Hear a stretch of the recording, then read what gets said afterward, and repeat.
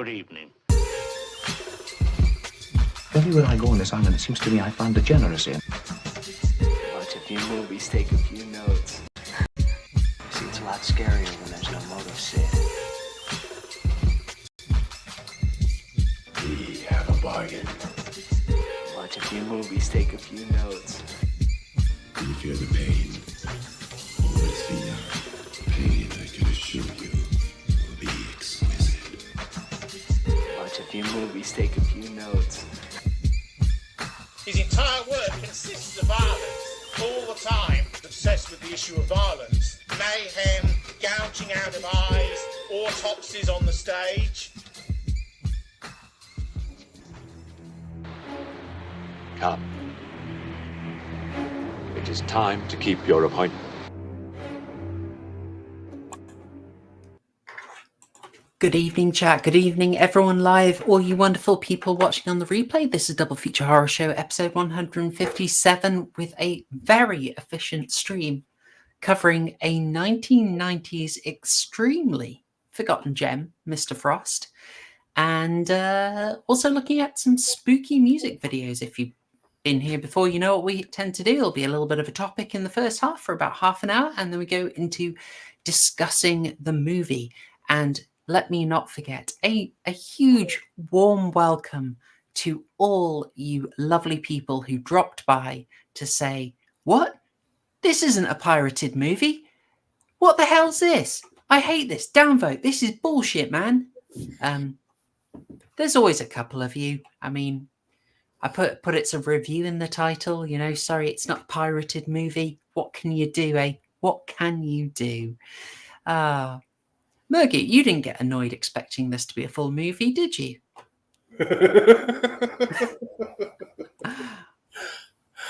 I watched the full movie. I don't know what you're talking about. You didn't expect a pirated movie. You just knew you'd come up and get a bit of Swanky Jeff looking right into your soul. I don't know about Swanky Jeff, but no. This is the odd Goldblum era. There's still a little bit of hunky Goldblum that they're trying to do, you know. I don't know when they gave up on that, but this one they were definitely, like in The Fly, trying to push hunky Goldblum. Do you reckon? Yeah. It's mysterious, sexy, dangerous, and this one pulled it off. Some of the other ones they tried it in didn't work so well. Yeah. This is an interesting one. I mean, I say it's an interesting one. I found stuff around it a bit more interesting, but we'll get into that. We'll get into that. It's Murgut and I tonight. We're going for a very efficient stream. TCG sadly called away. We'll needle him for his thoughts. And before we get fully going, hi chat. Hello all. Lots of familiar faces. Maverick, haven't seen you for a while. Good to see you. And Devonte getting in early. Good for you. Good for you, man. Adam Loves Horror, good to see you. Patrick Batman, hi. We'll get into your topic in a second. Hi Baldwin. Hi Theremin. Who else am I seeing? There we go. If I've missed you, apologies. Righty. So before shilling and homework. I'll remember this. So quick shilling. Links are in the description. Links to Murgut's Twitter. Thank you. All right, there, as well as a link to TCG. We always support our good friend TCG. And as for my own shilling, you know, I'm too English to do it myself, but we'll get out of the way quickly. Well, your support for the channel is very much appreciated. It helps me do longer, more ambitious projects. It helps me get all the research that I need. It helps me pay for all the renting of this stuff. And of course, for the not exactly cheap Premiere Pro license. So that's all very much appreciated.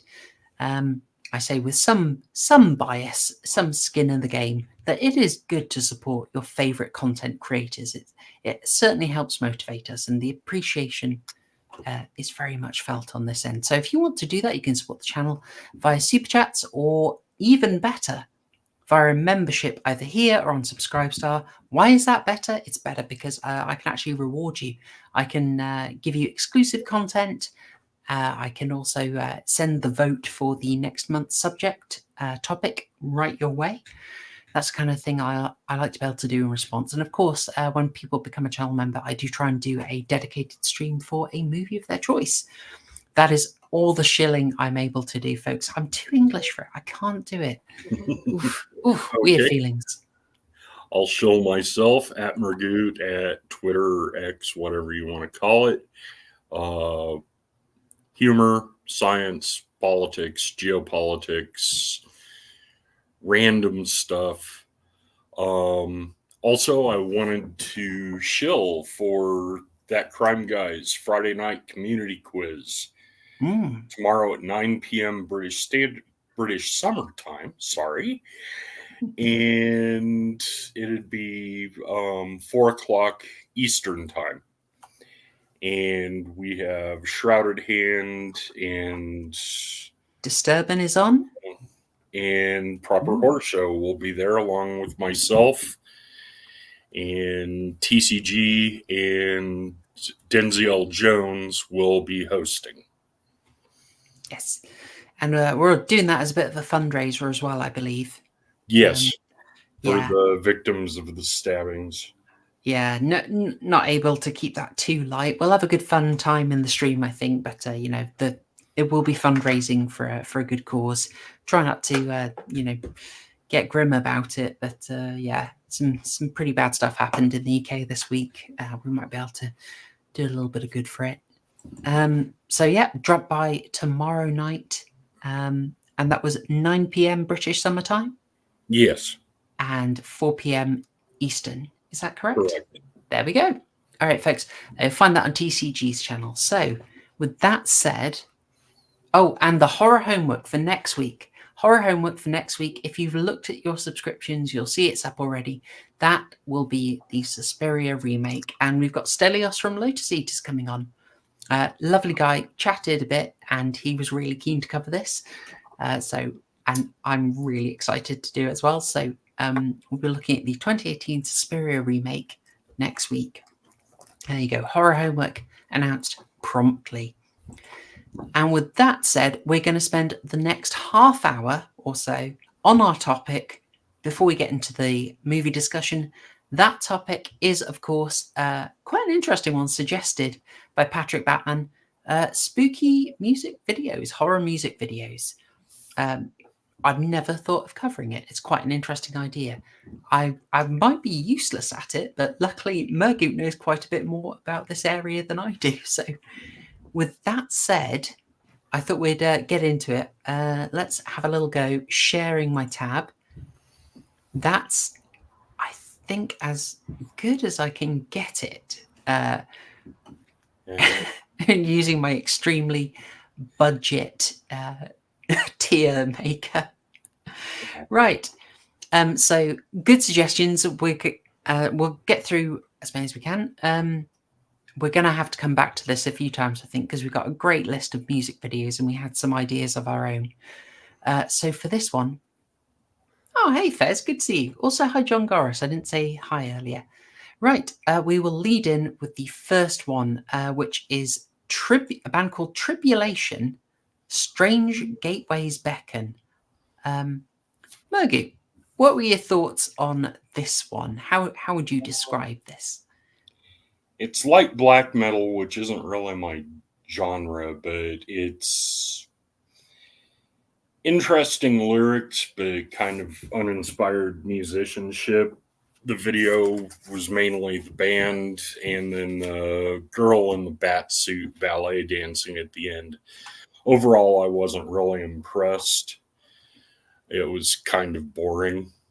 The lyrics were good, talking about strange gateways, but the execution, nah. I'd put it on E tier myself. Yeah, I realized probably what we should have done is I announced to people who were coming on these are the music videos we're covering. They're actually all listed in the Theatre of Blood stream. Patrick Batman put the suggestions up there. I thought, okay, that's a good one. I should have said it for you. So, guys, you can look these up yourselves. Hopefully, you've got some familiarity. I'll try and put it in the comments for the next stream when we cover it, so you can watch them yourselves. Hopefully, we get you interested. Yeah, this was maybe a slow start to the topic. My notes were that it's a bit of a lot more music video style than trying to tell a horror narrative. Things that worked for me were the color design. I found that gateway like crisp and nice contrast to the black and white footage of the bands. It was very intriguing. It suggested a sort of Lovecraftian thing, like your stuff is black and white. Beyond this strange gateway is weird colors that look like they don't belong in your world. And they cycled through a few of them. That was quite nice. So well designed. There's not really a narrative there that's as obvious, but there were nice little tributes to like a Mask of the Red Death. So they have a Reaper that's in black and white, and then they have the Reaper in red. I thought, oh, a little bit of the Mask of the Red Death. We like that. Yeah, I'm feeling a need to upsell it, Mergoot. Yeah, for Patrick Batman's sake, I wounded him deeply. Then again, this is a horror show, so wounding somebody deeply is in context. Absolutely. And, if I seem, not as enthusiastic, you've got to remember, I listen to a lot of Sarah McLachlan. So, no audible laughing at that. Oh, come on. I am vast and contained multitudes. Do not bait Sarah McLachlan facts out of me. She had a song called not only I Will Remember You, but she had a song called I Will Never Forget You. And I thought that was a bit redundant, Yeah. Better Sarah McLachlan than Inya, but that's me. I'm going to pop back out. I've got my notes here. I was just wondering, has the chat mocked me yet? No, we're good. We're good. I'll just assume chat also. See, Adam Loves Horror, good taste. Unravel Me, great song. Now, wasn't that on Fumbling Towards Ecstasy? It might have been. Very good, very good. I would personally say Surfacing was my favorite of her albums. Anyway, we'll move back to the actual topic of discussion. Interesting that they got the sort of monstrous feminine via the woman in the back costume. That struck me as very old school, a very like 1932 Todd Browning Dracula style. This was one with a lot of tributes, I think. More of a tribute. Batman states it's from the film Le Vampire from 1915. Le Vampire, nice. Okay. I'll trust you on that. I got more like 1930s vibes, but if it's even more classic, well, hey. So, yeah, interesting tributes. I think part of the problem, we don't really have set criteria. So this is, what would Connor say? Connor would say it's just vibes. So we are ranking by vibes. And thus more arbitrary than usual. So, Muggy, you were going for an E on this one. Mm-hmm.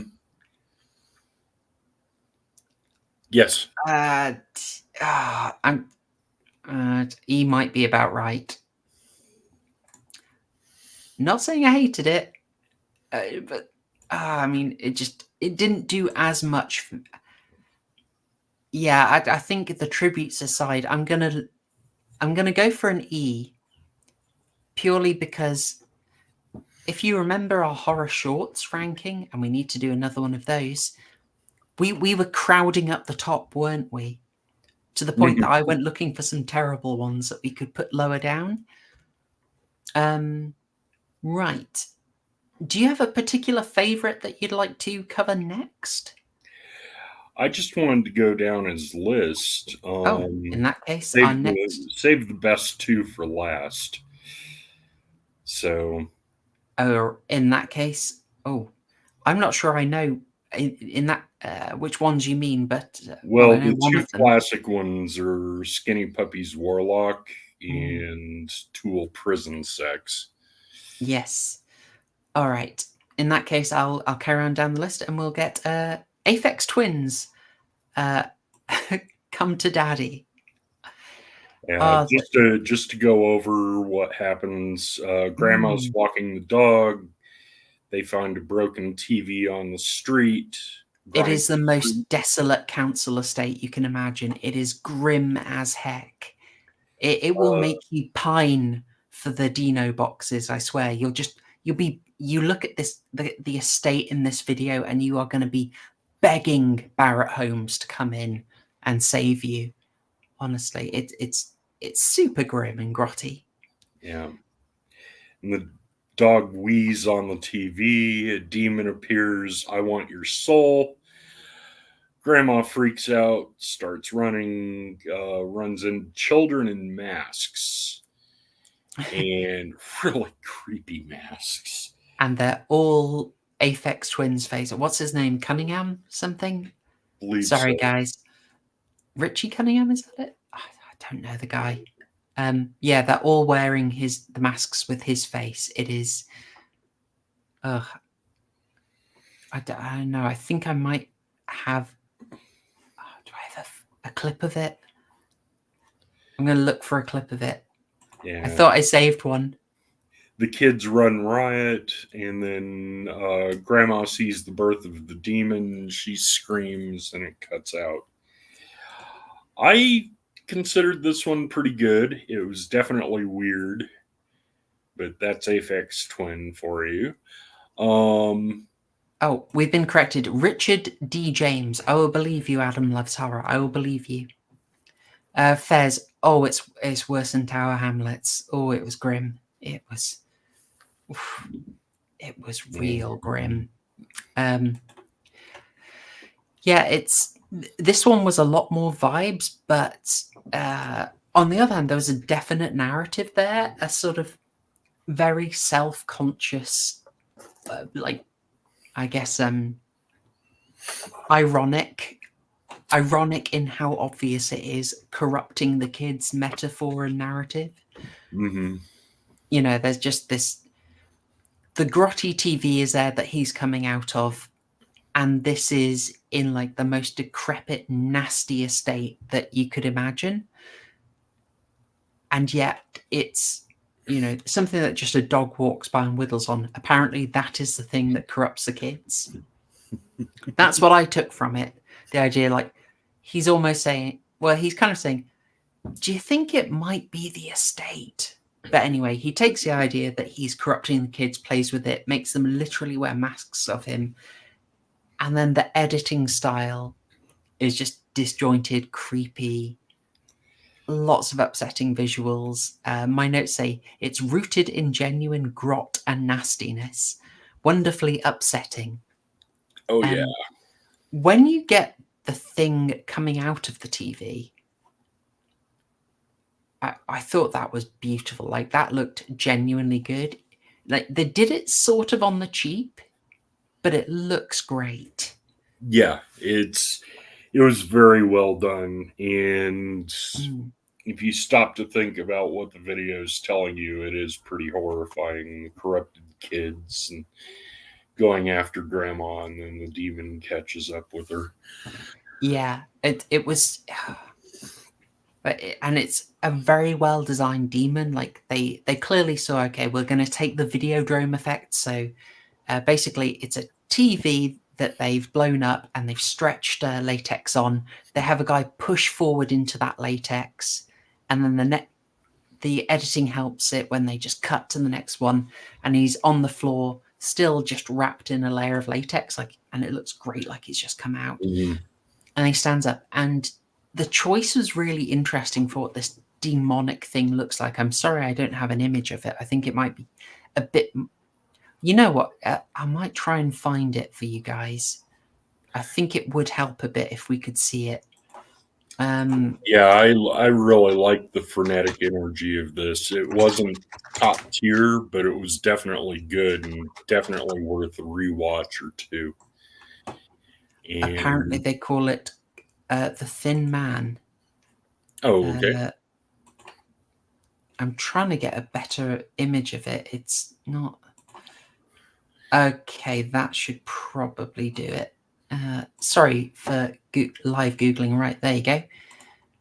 There's that. Mhm. And let's just get these creepy kids as well. Ugh. So you can see that thing. So just highlighting a little bit of the horror pedigree here. It's interesting that what they focused on is like this elongated jaw, which you associate with snakes. Especially, he's been saying, "I'll eat your soul, I'll swallow your soul." So the fact that he's got that elongated jaw for even more, like being able to eat in an inhumane fashion, it's great. It's obviously reminiscent of Nightmare on Elm Street 1. Great effect of Freddy elongating his jaw there. And also later, a film by the name, oh gosh, where are my notes? Where are my notes, guys? Oh, The Taking of Deborah Logan. I always forget it. I have not seen that one, so It's an above average found footage. It's got a couple of neat effects that make it worth it. One that's particularly horrifying, involving the old elongated jaw. And Patrick Batman has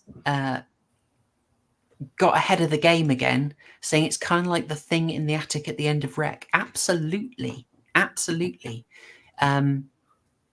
another one I haven't seen, but it's on my list. Well worth it. So there's a class of actor who tends to be, we really should do a topic on them, because these guys, you rarely see them outside of makeup. But a couple of actors like Camden Toy, Doug Jones, Doug Bradley too. He's thin, but he's not as seriously thin as these guys. And the guy in Wreck, I believe, is Javier Botep. And Botep has a thing called Marfan syndrome, which is like an extreme difficulty to have any weight on. Thin Man looks like that dude, and it does make you feel quite. Vincent Schiavelli, who is in Mr. Frost, and weird-looking Ghost. guy with the droopy eyes. Yeah. He has Marfans also, and he's extremely thin. Yeah, looks super gaunt. It sort of sets off your sort of disease fears. It's great. Also, the metaphor here, the demon is just, all he's doing here is screaming at her. It's a metaphor of like, this is your Mary Whitehouse supporting Daily Mail reading granny. Poor her, just assaulted, hearing this music. This is how she feels. It's all done with a tongue somewhat in its cheek. I think it's fair to say. Yeah. And I'll get you those creepy kids here. How do you feel about... sorry, did you have anything else about the demon creature, the Thin Man? It was well done. The kids, though, are what really hit me. The uncanny valley of those masks being bonded onto them and then running around. That was way creepier for me than the demon itself. Oh, very effective. Yeah, and they show you just briefly enough. Hey, speaking of creepy kids, I'm sorry to do a diversion to this, Mergoot, but oh gosh, where's my stuff? Hang on. Right. Forgive me doing this, chat.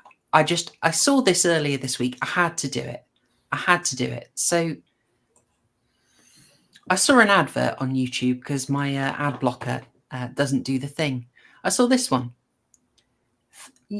I was worrying. how can I say?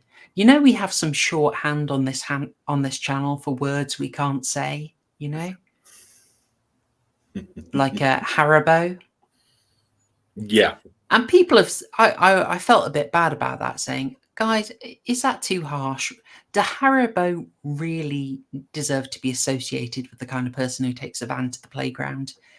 Maybe we're being too harsh." Then I saw this advert, and I want you to just enjoy this for a second. It's kind of sweet and sour. The dummy will bounce in your head. Boing, boing. Oh boy. I don't know about Haribo, but the one I've heard lately is PDF files. But Yes, PDF files, indeed. But this advert, the adults enjoying their Haribo, talking with kids' voices. Does this remind you of anything else, guys? Maybe this one. Like going down to the park and stuff. Or like collecting medals, like football medals. I like the way they're presented and stuff because some are shiny and some are like blue, silver, green. They literally like that, but saw this anti-nonce PSA and they're like, you know what, this guy could sell some Star Mix. Can you believe it? I'm not crazy. They literally did it. They did the nonce ad.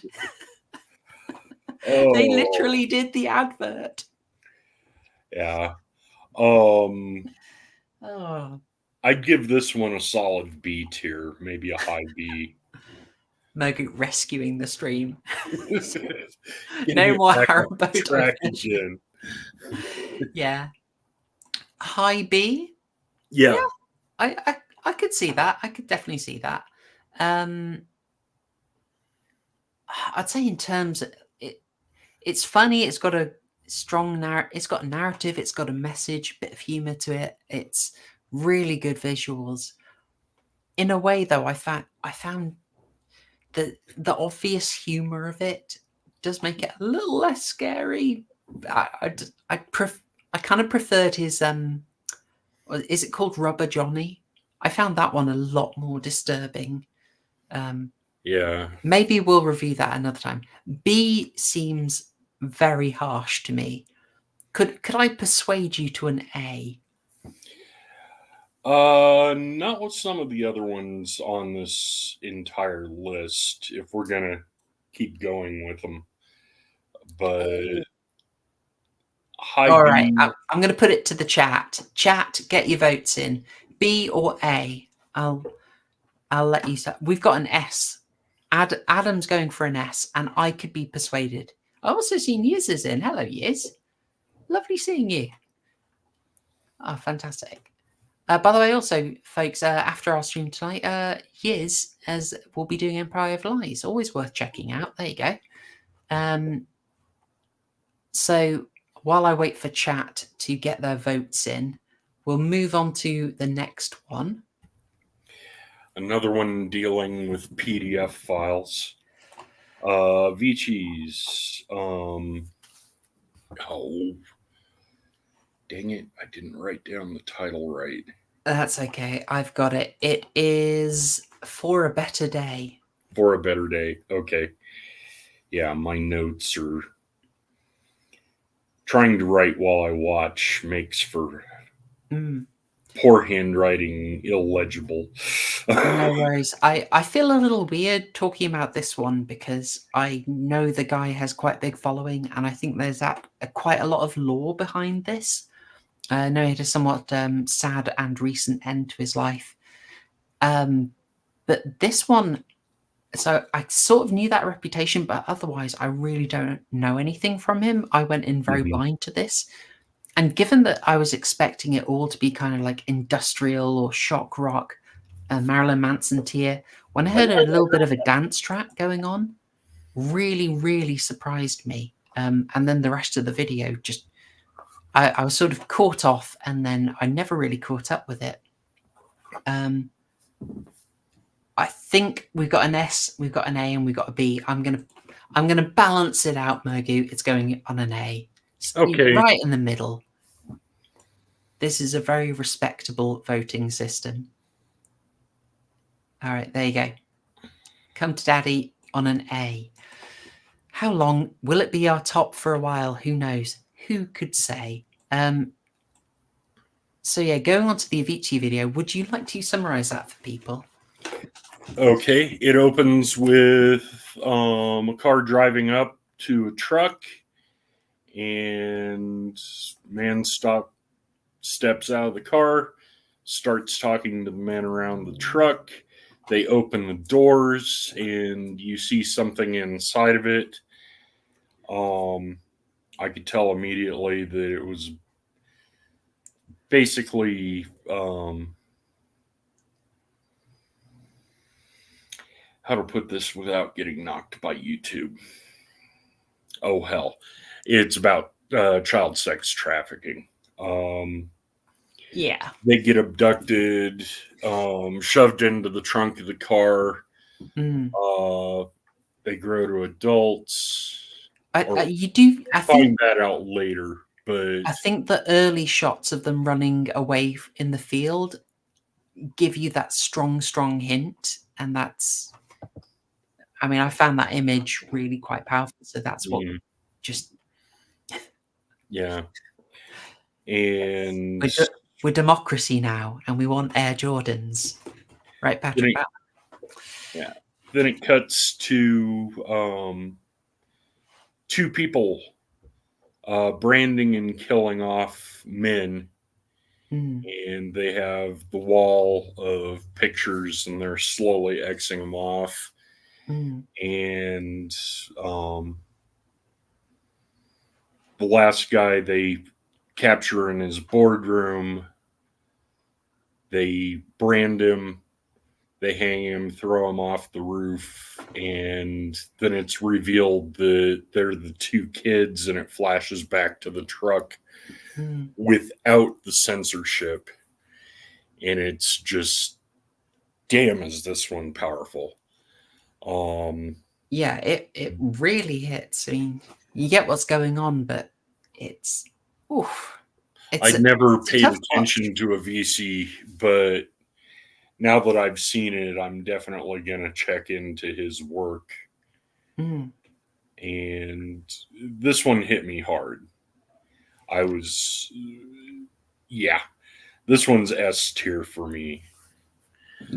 Just the imagery. Yeah, I mean, it's got a simple but strong narrative. It's got very strong visuals, and it is upsetting. It is, but I would also say in good taste. If you were the kind of person who would pause on the footage of the kids in the back of the van, you'd see, okay, none of them are naked, but they are wearing skin-colored body, kind of like leotards. It's exactly what they did in The Wicker Man, to sort of do the simulation of nudity without going full France, you know? Yeah. So good taste decision. You don't see it long enough. It's enough to give you the impression, to put it in your brain and leave you pretty darn unsettled. Oh, hey, Checker222, you did indeed make it live. Good to see you, man. Yes. And excellent instructions. Yes, click like, bring some positivity to a discussion of a quite disturbing, upsetting video. I was going to nitpick this one, Mergoot. Go ahead. So I paused in the scene where the women wearing, by the way, very excellent face masks, are branding one of the PDF files. And the brand says PDF file. I sort of zoomed in to make sure I could see it, because I wasn't sure we'd get a close-up later. But it says it forward. And I thought, oh, well, that's a mistake. The brand should be reversed, right? And then I thought, no, because otherwise it's going to be on backwards. And then I thought, Mergoot, no, it's correct. Because it's for the mirror. It's the idea that they've got to look themselves in the mirror. Now, of course, they did all get killed, so maybe it is a mistake. But, yeah. I don't know. It depends how much you want to dissect that one. There's also a tribute in it. I don't know if you're familiar with the film. I don't want to spoil it really, but Hard Candy. Oh, I missed that, but Hard Candy is damn. Yeah, trying to stay non-spoil. Well, I can't really non-spoiler. The fate of the chap with the rope, I thought, was a quite clear Hard Candy tribute. I And didn't think about that. I've tried to put Hard Candy out of my mind. it's a tough watch. I'd cover that, although obviously it's quite difficult to talk about for a number of reasons. So yeah, powerful, absolutely coming out of nowhere. You would not expect this to be in a dance track. You know, I haven't found a dance track so movie since DJ Sammy's Heaven Candlelight remix. To try and add some levity to a really disturbing video. No question, S tier. Right? You said Correct. S tier. I said S tier. tier. I'd be surprised if anyone said that was not S tier. And yeah, I'm curious. I want to know the lore on this. Why did your boy Avicii make this? And the slightly creepy thing of, well, after this he went non-existo. Yeah. I'm not that conspiracy minded, but it is an awkward little setup. Yes. Right. Nice spread so far. Do we have anything going in the middle? Fill in the middle of that. I think we maybe get 2 more in. I'll do my best here. Love Automatic. Nightmare, yeah. Yeah, all done in claymation, very clever. A group of ghost hunters, including the scientist, the reporter, the psychic who's pictured, the cameraman. They go and they cut their way into a supposedly haunted house, focus on a picture, and deaths ensue. And I loved the scientist being Egon Spengler from Ghostbusters. yes. And the psychic being And the reporter just having the large presenting assets. Yeah. It was very knowing, wasn't it? Yeah. The psychic is also a tribute, and I'm trying to remember. What keeps popping into my head is Jeffrey Combs' character in Frighteners, but it's not that one. The severely injured guy. Possibly The Omen. There's a guy who, the priest who has the visions. He's only scarred on one side of his face, but his arm was fine. So I don't know if it is The Omen. There are a lot of really lovely tributes in this. Obviously to The Thing. Very obviously to Evil Dead. In fact, the original Evil Dead, the Evil Dead, very clearly a lot of their effects are basically done in plasticine like this. So very, very appropriate. Yeah. Is it Lee Harvey, John? I'm not sure. I am not sure. Someone else will have to look that up, I'm afraid. But wonderfully stylized, great tribute. My favorite thing about this was like the camera angles were perfect. They just did the exact camera angles that you get in a horror movie. Just so happened it was focused on claymation. So it's, I mean, it just, the story was told with such amazing concision and brevity and great humor. Oh yeah. It's not scaring anyone really, but I'd almost love to see this played straight in a short for like half an hour or 20 minutes, just because they did it so well. I loved it. Definitely A tier for me. It's not quite S tier, but yeah. Oh, hello. Well, here's some background. It's the same chap who did Pingu versus The Thing. Although, surely that should have just been called Thingu. Right. Yeah, that would explain it. Yeah, he knows what he's doing. Great stuff. Extremely knowing tribute. I'm sort of mindful that I want to get through a few more because I feel bad if we're only doing 5. We'll just have to cut the pre-show stuff down much quicker. Right. Let's rank it quickly, unless you had another thing, Murphy. 8 tier. Yeah, no question. 8 tier. Very happy with that. I'm sorry, chat. We take a while to talk about this stuff. You know, we've got to faff around.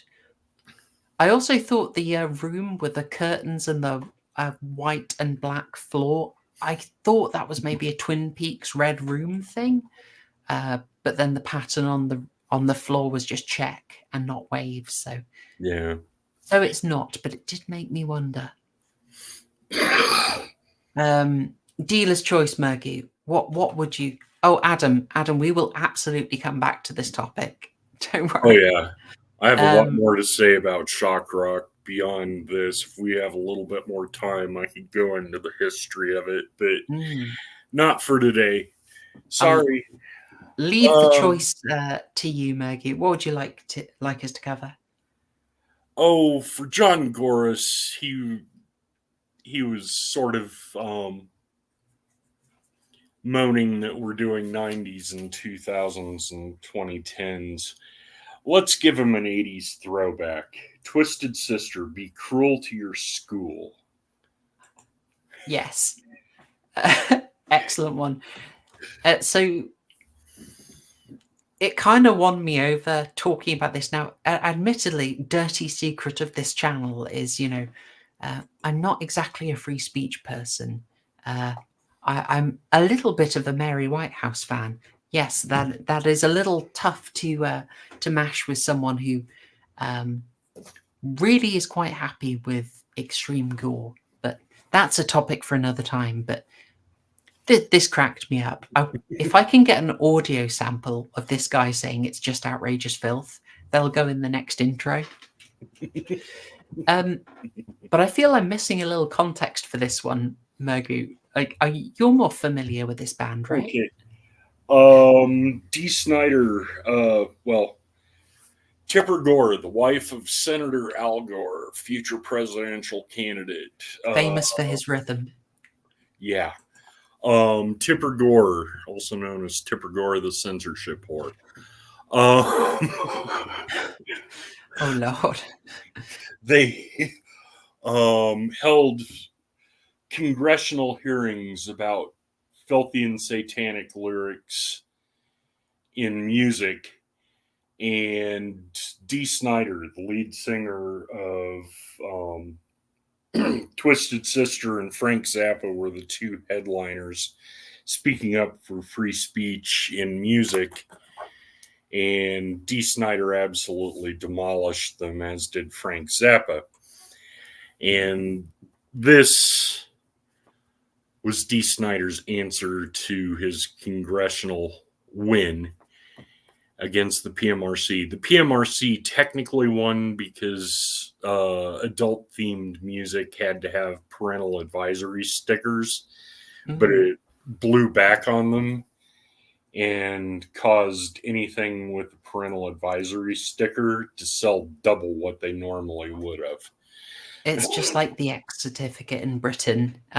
It was meant to be that warning, that caution, and instead Hammer Horror immediately made the Quatermass experiment just to be like, hey guys, we're rated X, we made it, woo! Yeah. Yes. This is his answer.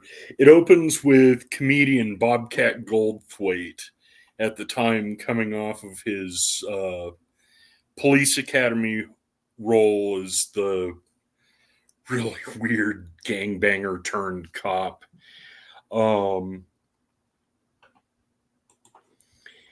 And he's the teacher and goes into the teacher's lounge to listen to music and turns on his music, and he sits down on the couch. And now, who was that interesting looking teacher right next to him who also wants to listen to the music? Tom Savini, who did the special effects for the video. Yes. Um, I'm sure everyone listening knows about Tom Savini. If you haven't, just briefly, he is one of the guys for special effects. You know him from all the way back, Dawn of the Dead, the Romero one, Friday the 13th and beyond. Absolute legend of the genre. Very interesting, cool guy. Your boy Tom Savini, and a former Vietnam War photographer, which he credits for a lot of his expertise in what gore looks like. And yeah, he's just there as a dorky supply teacher. yeah. And yes, Bobcat Goldthwait. Well, can I plug into your Walkman? And yeah, they do. And then they start rocking out to Twisted Sister. And then they convert into Dee Snider of Twisted Sister and the granddaddy of shock rock, Alice Cooper himself. And then they run through the school where all the kids and teachers are now zombies, and they do their thing. And there's the dance with the zombie saxophonist, which is hilarious. Dee Snider ends up eating one of the students' arms. Can I ask, like, what was Dee Snider's makeup about? Like, did he do that all the Twisted time? Sister's shtick is they started as a glam metal outfit in the mid 70s, and they went the Velvet Underground and dressed as transvestites, and it evolved into more leather and spandex with weird hardcore overdone makeup. Think drag queens from hell. Yeah, it was a very special aesthetic, really. It caught me out a bit. Yeah, they started out being called Twisted Sister because they were dressed as transvestites, and then went full drag queen, and then went leather and latex. Oh, And interesting time. oh yeah, the 70s and 80s were wild. Okay, thing so is Dee Snider's like 6'6". Well, yeah, he's massive. It's super skinny and super tall. they're playing with the same idea that Aphex Twin did, that the kids get the access to the music, and then it will spread and turn them into absolute degenerates. Yeah. They've done it in a much more overtly comedy way, getting Tom Savini to work his magic. Like, all the zombies you get in this are the Romero Dawn of the Dead zombies with the blue skin, the shambles, the sort of latex jaw work. And the funny sight gags all the way through it. And yes, Maverick, that is Alice Cooper, who sings the duet with Dee Snider. I mean, I was just torn. I was sure that it was Tom Savini as Alice Cooper, but I will be corrected because I don't know. This is it's not my realm. Outside of Rammstein and Sarah McLachlan, you know, I'm a bit lost. Oh, and Amy Mann, which everyone mocked me for last week, which maybe deservedly, but I'll stand up for that. She had some good albums. I mean, side note, again, to be unpopular, I kind of think it is correct. I do believe the music has a corrupting influence. It's, I don't know. Sign up to lotuseaters.com for £5 a month, and you can hear Harry and I discuss this and say Mary Whitehouse was right in part 3 of the Kubrick series sometime soon, whenever they're done editing it. I do have that to an extent, that viewpoint that is being thoroughly and much amusingly mocked here. Yeah, this is pure 80s zombie schlock, and it's hilarious all the way through. And it's not the greatest song in the world, but the video itself is hilarious. It's good fun. The song grew on me, won me over. It's got good vibes. It's got good vibes. I give it a solid B tier, just just because it is so hilarious. The song itself is so goofy that it's 80s pap, but Alice Cooper and Dee Snider carry it off very well. Yeah, it's good fun, well done, and the makeup effects worked for me. I think a B is fine. As you say, musical merit maybe not there, but good vibes, and really just an obviously amazing showcase for Savini's work. Yeah. And with that, I've got to be careful because we do tend to go a bit over on our topic sections and get told off for it a bit. But I really enjoyed this. I wasn't sure when I watched that first video from Tribulation. Are we going to have anything to say? But no, this ended up being pretty good. Like we have to come back to this. Yeah. So hopefully we'll get Stelios watching the next bunch in the list. I'll repeat the list so you can prep for it next week. I'll try and do it as a pinned comment, and we will get back to this topic. Again, big thanks, Patrick Batman, for suggesting this topic. You also did very well with the horror shorts list, as I recall. So many thanks. I feel bad going off because we've got some S tiers. I'm pretty sure, like when we do Tool Prison Sex, that is going to be an S tier. Skinny Puppy's Warlock is definitely an S tier. It's just a classic of the genre. That and the Charles Manson, not Marilyn Manson, Charles Manson samples just make the song, and it's utterly dystopian in its lyrical content. I probably won't vote the Skinny Puppy as highly, but we'll discuss it. Maybe you can win me round. I also want to get Rob Zombie's Living Dead Girl in there just because of the Dr. Caligari references. But we will move on, having gone slightly over the half hour we said we'd spend on that, and switch over to the actual topic of the stream. We nearly goosebumped them. We are going to do that one time. We're just going to have a topic that takes over and we never discuss the movie. But this one I could have easily done that, but yeah. Talking everything from Screamin' Jay Hawkins on up to Ice Nine Kills with everything in between. Yeah. I'm surprised that there was this. I should have really guessed, but the wealth of knowledge, like this, it seems like we hit the Mergoot special topic. So yeah, we'll be back to that. We'll be getting some Rammstein in, some Rob Zombie. You know, Mergoot, I'm just so chuffed that we've actually got someone in chat who also likes Sarah McLachlan. You know, it's not just me who appreciates. I don't mind Sarah McLachlan. It's not on my playlist. If it's playing, I don't climb the walls like when Inya plays.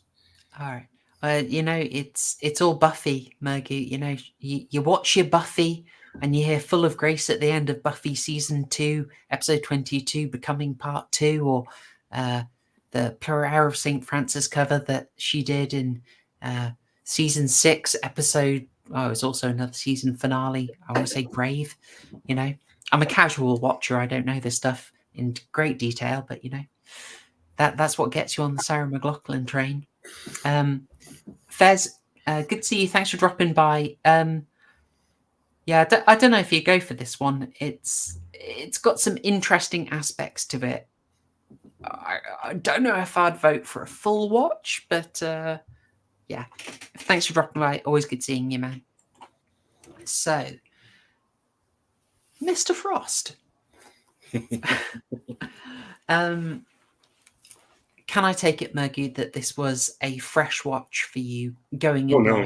No. It What? was not a fresh watch. I watched it in the 90s. Damn. it was recommended to me and a couple friends, and I watched it straight through. I didn't remember much because, well, it was college days, and let's just put it at that. I think I dig. Yeah, I'm cool. But Sarah McLachlan. it's no, and I've watched it a couple times the past 2 weeks, and I thoroughly enjoy it. Thoroughly enjoy it. Okay, that's good. That's an update. I we might be coming at it from different places. I found it largely very interesting. I was absolutely hooked in the beginning, and then it really kind of lost me. And I found myself looking at it thinking, I guess because I wasn't as caught up in the narrative of the film, I just started seeing some stuff that made me go, hang on, have some of my favorite movies just completely ripped off this film? Because this is 1990. There is some stuff in here that would really make you think of The Devil's Advocate from 1999, I believe, the Taylor Hackford. Or most especially coming out a mere 2 years later, 1 year later, Silence of the Lambs. Well, Silence of the Lambs, I read the novel well before the movie came out, and it came out before 1990. Oh, definitely. Well, the book did, but the film adaptation. Yeah. And the film adaptation, takes some liberties with the styling. Like, I would say, like, of the Hannibal Lecters, I'd say Silence of the Lambs, or the Anthony Hopkins is a lot more like Mr. Frost, Jeff Goldblum than Brian Cox is, Yeah. So, John Goris is in there too. Yeah, Silence of the Lambs, absolutely. See, that's come unprompted. Yeah, I mean, there are some things we'll highlight as we'll go through, but there's such prominence placed on the cooking, Yeah. Oh, you've got a call, but please don't answer. I tried to mute myself while it's coming through. It's nobody special. It's going to the answering machine. But I've got the patio somewhat open, so we've got airflow because you will need it. You'll absolutely need it. Yeah, it's about 35 degrees C here, so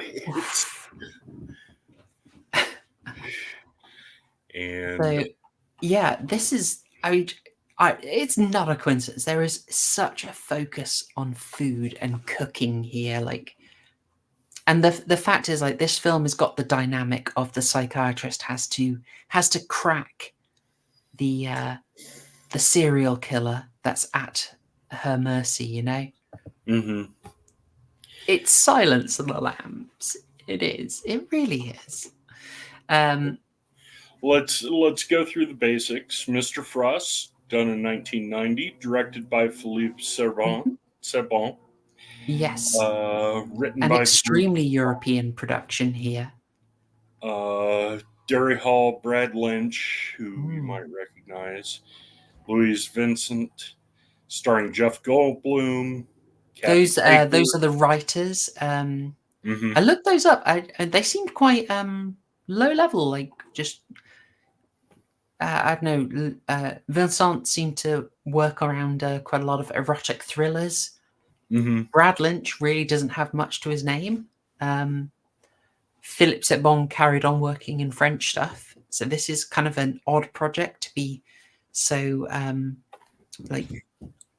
orientated towards an American market and an English-speaking market. It's a bit of a standout for them. Yeah. Music is by Steve Levine. Jeff Goldblum is eponymous Mr. Frost, Detective Inspector Detweiler is by Alan Bates. Classic actor there. Dr. Sarah Day is by can't speak all of a sudden. Kathy Baker. Yes, she was getting some appreciation earlier. Did I hear cougar vibes being attributed? I don't know about that. I mean, maybe it's because the version we have is like 380p and looks like a VHS transfer. Yeah. Well, she was Kathy. Oh, shut up. My computer. And then she was actually in Edward Scissorhands as the horny lady. Oh, the hair cutter. Mm-hmm. Oh my, yes. And then Jean-Pierre Cassel plays Inspector Corelli. Mm. And he's a big name in French TV and movies. Yeah, and also the father of Vincent Cassel, who made a little bit of a crossover. You know, it's maybe cliche to say, but obviously you will know him for Len. You'll know him for Irreversible, but he's a crossover actor. He's worked with Cronenberg. We all love a little bit of Vincent Cassel. Maybe I should bombard you guys with him the way I do with Josh Hartnett. What do you reckon? Shall I wait till TCG's back and then hit him up with the old Cassel? Maybe. Hang on. Muggy, fair comment there from Checker222? I see it a little bit. I can see it. He's got a touch of the Shyamalan. I mean, it is a period, like, the same thing was in The Fly. Jeff Goldblum looked like he was very ripped and also very Indian. And it just, I don't know, from Jurassic Park onwards, it does seem to change. Yeah. But he's extremely tanned in both of those films. I don't know about Earth Girls Are Easy, if he's tanned in that. Oh, God, don't remind me about that movie. Oh. Okay. So what's the premise for people, Mergu? Okay. If Des hadn't left, if it said, "Oh, I don't know if I want to do this homework," Mergu, what happens? Okay. Guinness-Poor, 2 burglars break into an estate, and Mr. Frost is watching from the top window. They break into the garage, find the Aston Martin, open the door. Well, one of the burglars is like, "It smells like dead rats." And they open the door and a body falls out. 2 weeks later, Detective Inspector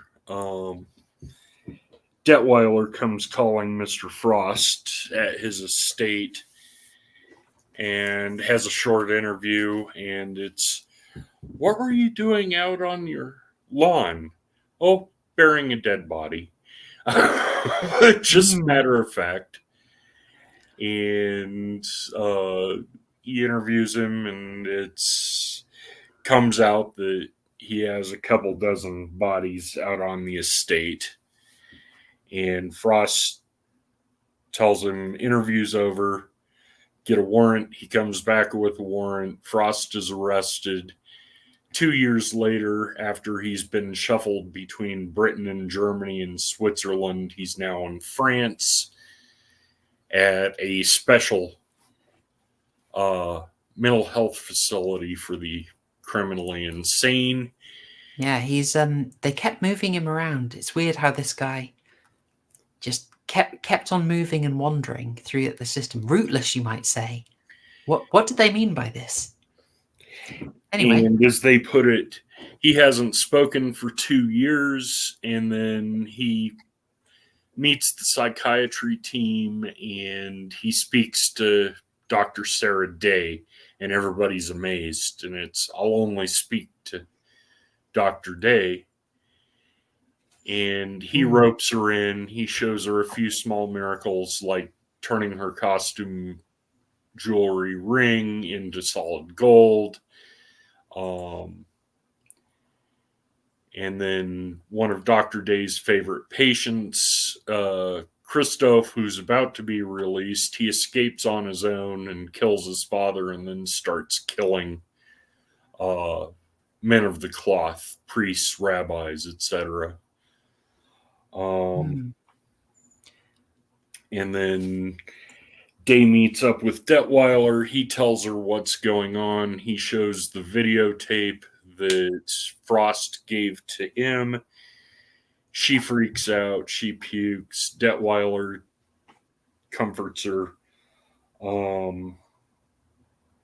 Frost claims he's the devil and wants to set things right in the world because science has taken over and faith is gone from the world. Faith and fear. Let's see.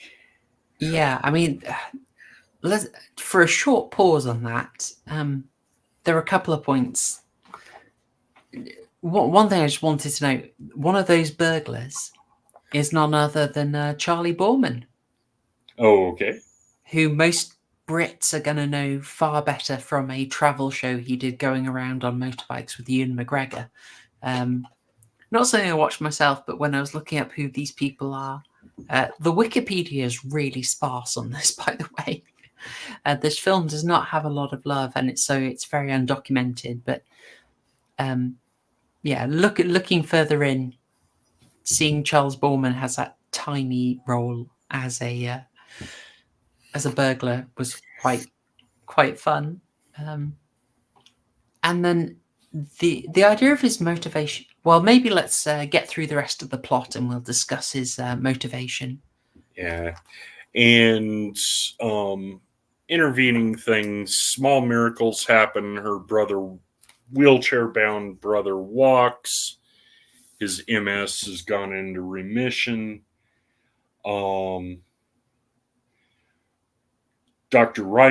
Professor Reinhardt, freaks out and tries to make sweet love to her.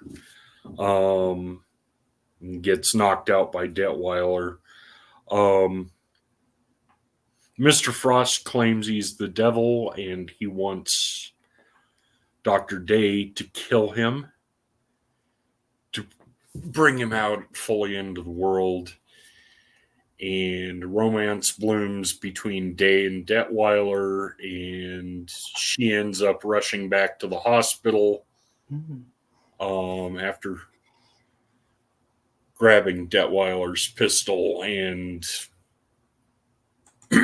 kills Mr. Frost. And then Detweiler, as she's being let off by the police, Detweiler suspects that she's been taken over by Frost. And credits roll. A film made in 1995 with very well-known stars and a very well-known director. Is it fair for me to sort of talk about that in comparison and say spoilers? I think you passed 1990. Yeah. 7. Well, I'm thinking 7 here, right? The sort of, effectively devil wins at the end thing. By the way, we absolutely have to talk about 7 on stream another time, but that is our plot overview. It's ideas heavy. So when we say it's like Silence of the Lambs, it's absolutely not in tone or delivery, but the simple structure of the psychiatrist versus the serial killer who has the real power, etc.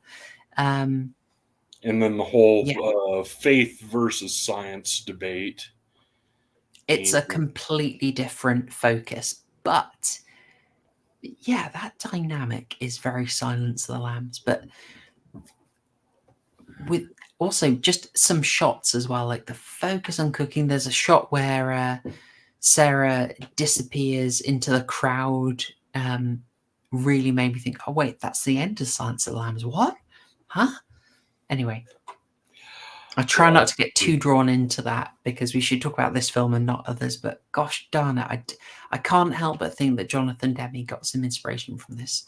But I suppose let's cover the meat of it, the meat of what Jeff Goldblum's Mr. Frost wants from her.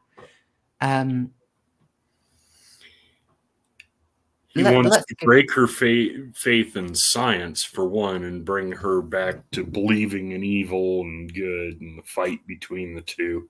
And he wants to bring her over to the side of evil. Well, his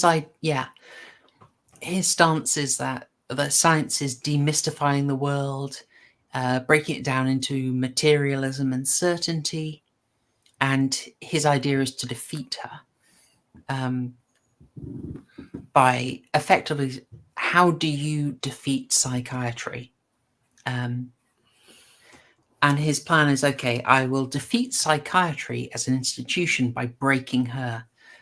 She's going to be applying all her logic, and he's going to give her things logic can't handle. So he gives her the miracle, and he's going to make her say science can't account for what you're doing. And even better, go for straight up morality and say, no, you just got to die. He's going to make her break the supposedly, nominally neutral scientific facade. Of course, folks, if you've been around this channel a while, you know that there is no neutrality. But we will not get drawn into that now. But I know you're all too smart to fall for that. Checker 222. Dang it. StreamYards isn't behaving. It's been a bit whack today. We had some mic trouble before we got on, folks. So hopefully the audio is still good for you. Yeah, I'm trying to scroll and it keeps opening a new tab. Is it this question from Checker 222? Yeah, that one. I've just got never really mentioned if you don't see him fall down, anything like that, and it's not really mentioned if he had a relapse. So it's possible he just got a sweet miracle from the devil. And then Patrick Batman feels like Manhunter with Will Graham, another Robert Harris, or Richard Harris novel featuring Hannibal Lecter. I'm gonna have to say it's Thomas Harris, I believe. Thomas Harris. Sorry. No brain fart. Yeah, it does feel a bit like Manhunter to a point, but this has more of the supernatural tinge rather than. Yeah. But like Seven, it's got that really cool aspect of. I mean, this is basically what. I'm sorry, guys, if this is a huge spoiler for you, because I don't think I've ever talked about it in depth before. But in Seven, John Doe basically does this. He goes in and kind of proves that the system is utterly incapable of handling him, or specifically, sort of. A liberal system, a neutral system cannot handle him, and he makes them break their own rules. In fact, just like Cape Fear as well, same scenario. That one is about proving that a neutral, modern, updated, sophisticated legal system literally can't handle the problem, and therefore you will have to go back to older morality. They're all doing this, and it's pretty cool. You've got a bunch of films coming around reasonably close to the same time. I mean, the Cape Fear remake was, when was that, in the 90s? What, 94? That was Robert De Niro, right? Yeah, I love that version. Yeah. Oh, 91. Apologies, 1991. So, interesting. Something going on at the time, maybe. Something in the air making people, wonder a few things. Yeah. The De Niro remake was good, but I preferred the original with Robert Mitchum. Well, yeah, you got Martin Belsom and Gregory Peck in there, and they have the cameos, but you're not going to beat them on their own turf, are you? No. The only way I'm just saying the film Longlegs has some similar themes to Seven and Silence of the Lambs. We really want to cover Longlegs. my brain is, I think it's Andre Øvredal, the Norwegian director. Yeah, we really keen to cover that basically. Just have not had a chance to see it. We might bung it in at the end of August if we can. But yeah. Good to see there's a few people recommending this now. Theremin Trees is right that Goldblum was right for this part just because he holds screen presence, but he's so wistful and unpredictable that he pulls it off very, very, very well. Yeah, I'll also look. I made a couple of spicy jokes earlier, and you could, if Devon Stack would have a lot of fun with this film. But genuinely, there's something very clever about casting Jeff Goldblum because he very clearly is not European. Like his sort of ancestry does mark him out. Like, so he gets to be the fact that he's in a country estate and he speaks with a beautiful delivery, but still an American accent. What he's sort of communicating is like, I can be in your world, but not of your world. And he always gets to bring this tension, even in this opening scene. So it's great casting. He knows exactly what he's doing. It's wonderful acting. He's always just got that slight barrier between him and anyone else in the film because of it. And it's not like he was he was well known for The Fly, but he wasn't huge, you know. So yeah, I think they really did just cast him for the talent. So he's just an excellent choice. He did get stereotyped in oddball horror, including horror comedy Transylvania 65000, which is just, oh god, that's a horrible movie, but it's hilarious. It's where he met Gina Davis, and that's how they hooked up, and he went into The Fly, and then got married, and then she divorced him and remarried Rennie Harlan. Yes. They did do The Long Kiss Goodnight together, didn't they? Mm-hmm. That's Rennie Harlan. I love that movie. So smart choice. This is a talented guy cast to be an outsider, and it really works. I'm sure there's another film with that dynamic, but I can't put my finger on it. Anyway, smart casting, smart acting, very good. As for his premise, I think it holds up. Mm-hmm. I think his premise of testing the system by saying, you cannot cure me, you cannot explain me, and you're going to have to, you're going to have to break your rules to handle me, very Joker to Batman sort of thing. I think it does work. I was skeptical of it.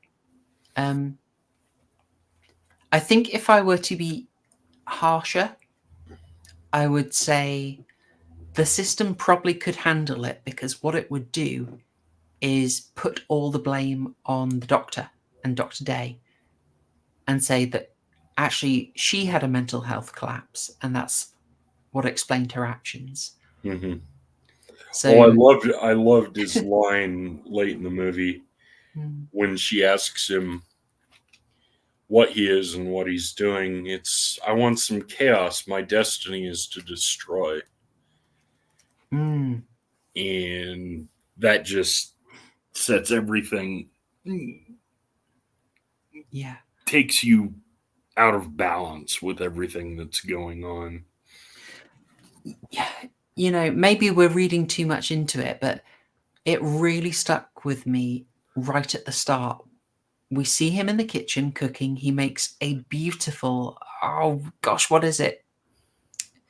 It's a pudding with a lot of brandy in it. It looks gorgeous. It's baked Alaska. It's ice cream cake with brandy, and you light it on fire at the end. That's it. Baked Alaska. And he makes it, offers it to the detective, takes a photo of it as an achievement, and then bins it. As I said to you, this film kind of lost me after the middle.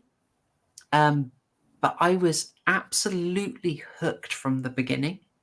Like, I thought the beginning was absolutely amazing, because it told us so much about that character. Like, it's unnerving, the idea that you would create something then immediately destroy it. But what did you say, Murgu? Like, he's a guy who wants chaos. Mm-hmm. He'll set something up in order to destroy it. Mm-hmm. Like, he grants these miracles. He does this good thing in order to create chaos later. It's a great little character moment, and it's creative and interesting. As Detweiler said, he drove me insane for 2 years.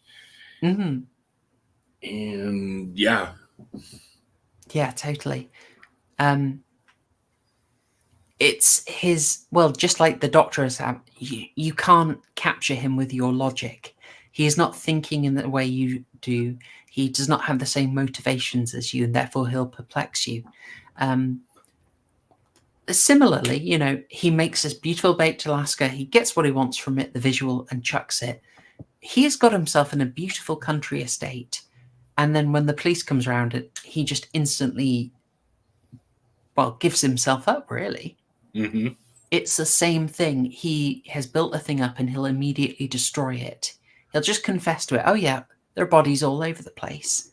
Yeah, I love the conversation about the Aston Martin. It's, I bet you drive it all over the place. Well, no, I don't drive it all over the place, as I still haven't gotten my license. You know how it is.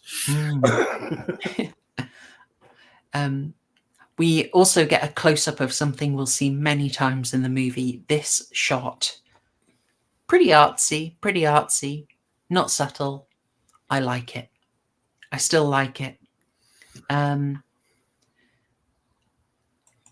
But after the bodies are found, I took a screen cap of this. I loved it. You switch to sort of new TV news style video footage. Mm-hmm. So it looks a lot cheaper. It's very overlit. It's very much meant to be filmed as if it were a news news reporting. And they're just showing all the bodies come out, but they have little moments where they capture how much it's affecting people. And this shot of a policeman just sort of sitting down, basically having to take his breath, almost like, bloody hell, what have I seen today? Yeah, that poor constable. You know he's absolutely wrecked. Yeah, I loved this. I thought this told the story beautifully. Like, this conveyed to you how serious it was. I just thought that was a great choice. This is why I was so hooked in the beginning. I completely loved it. We had a few comments in here, so I just want to say hi, Jeffrey Smith. Hopefully we'll do long legs. We absolutely will do long legs. Oddity, I don't know. As you're saying, long legs and Oz Perkins' Black Coat Daughter can be really linked together. Well, I'm looking forward to it. We absolutely loved Black Coat's Daughter. I have a stream on it that I did with Years. One of the best ones we've done, I think. There was some great research on that, and it's a great film. I think we also probably should go back over Oz Perkins' earlier film, I Am the Pretty Thing That Lives in the House. I think that's... I didn't really like it when I first saw it, but I hadn't read any Shirley Jackson then. And now looking at it, I think it's pretty obviously trying to do Shirley Jackson. So I want to revisit that. Also, Adam Loves Horror, thank you very much for sending in $5. Much appreciated. He tries to convince people to have a sweet surrender Sarah McLachlan style. I am absolutely here for any Sarah McLachlan posting people want to do. I found the character fun. Don't forget to like the video and subscribe. Yes, fine advice. And also don't forget, check out some Sarah McLachlan. The live performance in Mirror Ball gives you a nice selection of her songs from, I think it's mostly Fumbling Towards Ecstasy and Surfacing, but I think maybe she has one or two tracks from Solace in there. And of course, Afterglow was quite fun as well. I sort of dropped out of following after that. Apologies. I'm trying not to make it one of the ones where we just derail.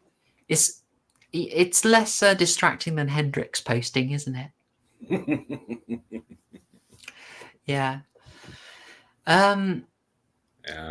So they make this great impression early on. Really worked for me. Then when they get him into the institution,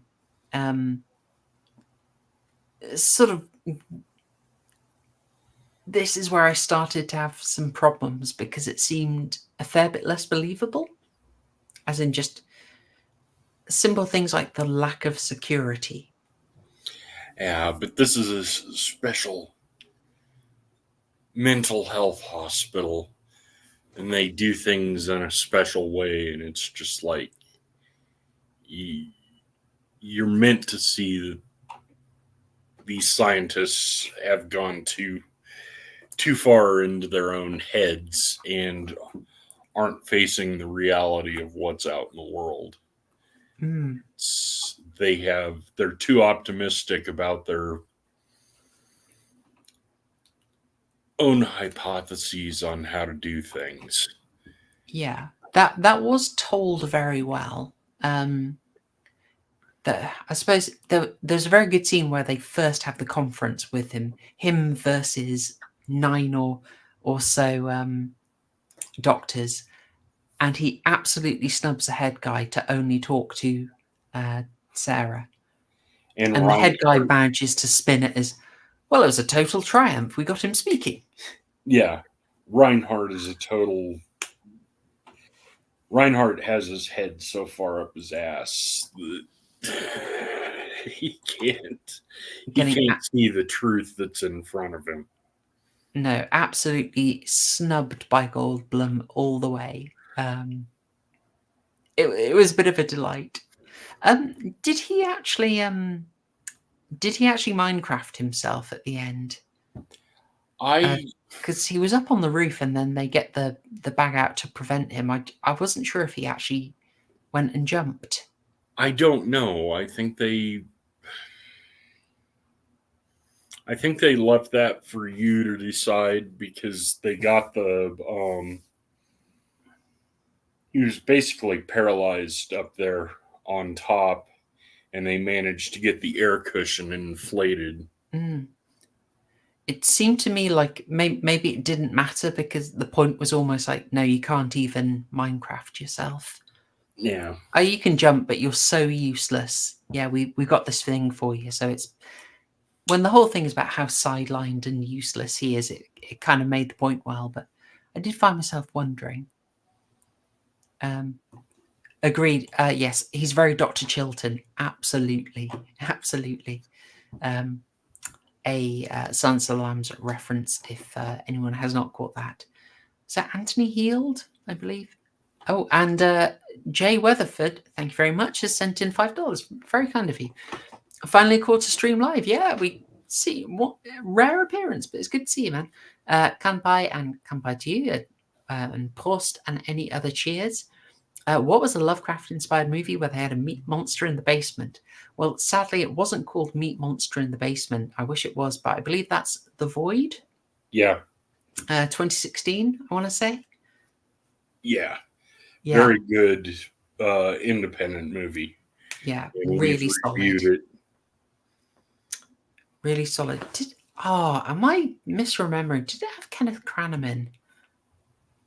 It had no. It was. Oh darn it! It's that Art Hinkle, the guy who was in Invasion of the Body Snatchers 1978. I think I'm getting that wrong. I'm gonna have to look that up now. I'm sorry. You know how it is, chat. It's gonna drive me mad. Art Hindle. Apologies.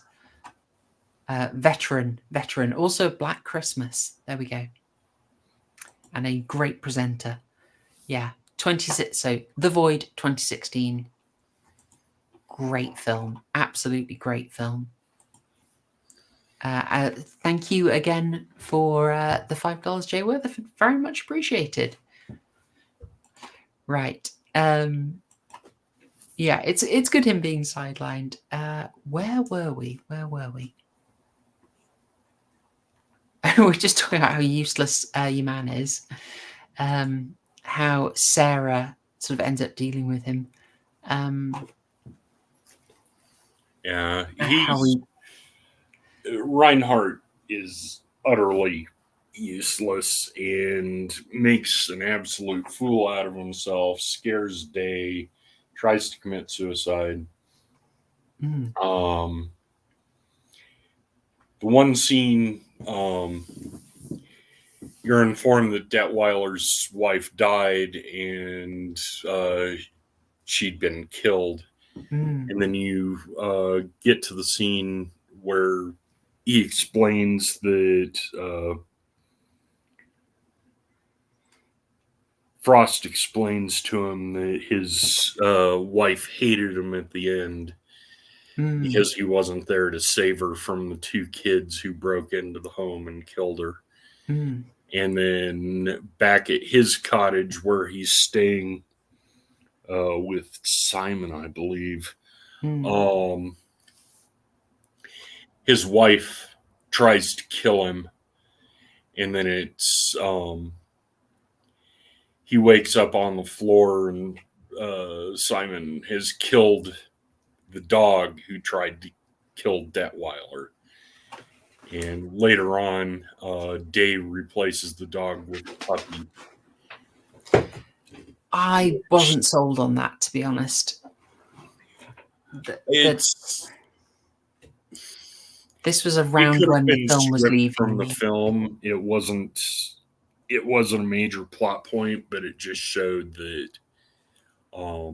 Frost still had his hooks in Detweiler. Yeah, I mean, the nature of the tape is very interesting. They do good stuff with just saying that it's not. They never show it, but they give you the reactions to it. Good vibe there. But John Gorse had a point earlier on that it wasn't torture scenes. It was the worst. They were actually seeing the worst things in the world. Yeah, I mean, I like the constant thing that Mr. Frost only ever convinces other people to do it. Leaving it to the imagination and the idea that, yeah, what you're seeing is just the worst thing. As we see from making him see his wife, frankly, it could be anything on the tape. It could be nothing on the tape. But the point is, Detweiler is seeing what Mr. Frost wants him to see. So it was an okay bit. I gotta say that just getting someone a new puppy, it didn't work for me. I was kind of out of it at that point. Yeah, the whole romance thing between Day and Detweiler was just kind of forced. It's sort of like it's like the 80s action flicks where it's like, you know, there's the obligatory romance or the obligatory sex scene. It's like, oh yeah, I was just hoping for some action here, some punching and kicking, and now I know Steven Seagal's going to pork this poor waitress around the 42-minute mark. You know, it's you sort of it's on its way. Oh, can't you just cut that bit out? Yeah, the whole Christopher thing was kind of. I could see him killing his father and that being the end of it, but him continuing on. The only part of Christopher's whole arc that I Christopher love. Here? I'm terrible with the names, yes. Yeah, I keep wanting to call him Christoph because I'm reading a novel right now, but he was this was a guy who was extremely badly dubbed, right? And quite a few of them were extremely notably dubbed. Yeah. Yes, Checker 222. It's always in there. It's well, maybe like second act. It's usually like end of second act. That's the moment where it's like, all right, contractual porking ensues. You know, in the movie The Transporter, it's so, you know, Jason Statham's just got his headquarters have been blown up. He's He should be traumatized that night. That was his place. He put decades of work into that. He's got the young Chinese woman out. They're safe. They nearly died, but his home has been destroyed. And he doesn't even take a minute. He just slips a one. It's like, priorities. Surely you're a bit broken up by that, honestly. It's always explained by, oh, they survived a traumatic event and now they want to screw. It just seemed really out of place, Yeah, it did. Anyway, bugs me, really bugs me. I otherwise like that movie, but I mean, at least it wasn't Steven Seagal like slithering over to. Anyway. Thank you for that image. That was horrific. Trying to give her the old gastroprod, Yeah. Oh dear. No, but no. One scene I really liked from the Christopher arc was him getting to the motel and what was the character's name? Angelo, the desk clerk, Vincent Schiavelli. Yeah. He's hilarious. He's having a great time in that. Oh, yeah. And the Sicilian curse, I don't know exactly what he said, but just him breaking out the Sicilian just to curse the guy was hilarious. It was a weird scene, but I mean, it's nice to see Vincent Schiavelli, a Buffy veteran, among many other things. One flew over the cuckoo's nest. Jay Weatherford saying it wasn't the Void, a meat monster and a. Oh, okay. He's resurrected. Okay, yeah. All right. So this was recommended before. It's an adaptation of the Case of Charles Dexter Ward, starring our good friend Chris Sarandon of Fright Night. I have not seen it yet, but it is in the third Lovecraft arc. Okay. I haven't seen that in 30 years. I'll have to rewatch it. You might find it as Shatterbrain. It was I want to say 1991. So I've got it saved alongside, I think, Suitable Flesh is another one that was recommended to us. Both of those are going to be in the next Lovecraft arc. So yes, apologies. The Resurrected. But look, you get a lot of meat monsters in the basement, Occasionally in the attic, the cool air segment of Necronomicon. There's a meat monster in the attic. In From Beyond, there's a meat monster in the attic and the basement, topped and tailed, Eiffel Towered, if you will. Many such cases. Apologies. Glad you found it. So yes, The Resurrected or Shatterbrain. I think as the stream goes on, we get less efficient. Yeah. Oh. Anyway. Let's see. We were talking about Christopher, and he goes into the motel, and it's the Schiavelli scene, and it's a little out of place, but we're kind of happy. I love this comment from Patrick Batman saying he's dubbed like Frank from Hellraiser. Absolutely. Mm-hmm. I mean, in that one, that was where they'd filmed it to be English, and then producers said, "No one cares about England. Set it out somewhere apart from the third world." So then they redubbed everyone American. Good times. Yeah, the one scene I did like was when Dave was driving down the road frantically, and I didn't realize that Christopher had the crosses in his eyes at that point. Yeah, I just froze that one. Just they've got it as a nice, consistent thing to show Mr. Frost's influence. It's kind of an obvious scene. It's nice to see him. He's got a little arc. He goes out of control, but it sort of feels like a little bit of the filler, but to get there, because there's really not much in the way of blood and guts in this, and this is a thriller. So, interesting one. The very interestingly named inbred pigeon. I hope you're a pigeon appreciator. We like pigeons around here. A very underrated bird. Sending £2 and asking, can I suggest Dracula 1972? Satanic Rites of Dracula. Is that that's not Dracula 1972 AD, is it? Could you clarify, Inbred Pigeon? Is that the same as the Satanic Rites of Dracula? I think those are two different ones. You know, absolutely, you can suggest it. If you join as a member, you can. I can guarantee you a stream, but you don't have to. Yeah, I'd be up for that. We are well overdue a Hammer horror arc, to be honest. So we could definitely get that in there. Yeah. Can you believe we're like 3 years in, probably, 3 years in, and we've not done Hammer horror yet. Can you imagine? Yeah. We'll get there. Dracula AD is 1972, and Satanic Rites of Dracula is 1973. There we go. Thank you very much for the suggestion. I bet we can do that. So yeah, thank you again, Inbred Pigeon. I am somewhat distracted by the name and picture. It's fantastic. I literally only just got that the pigeon is literally inbred.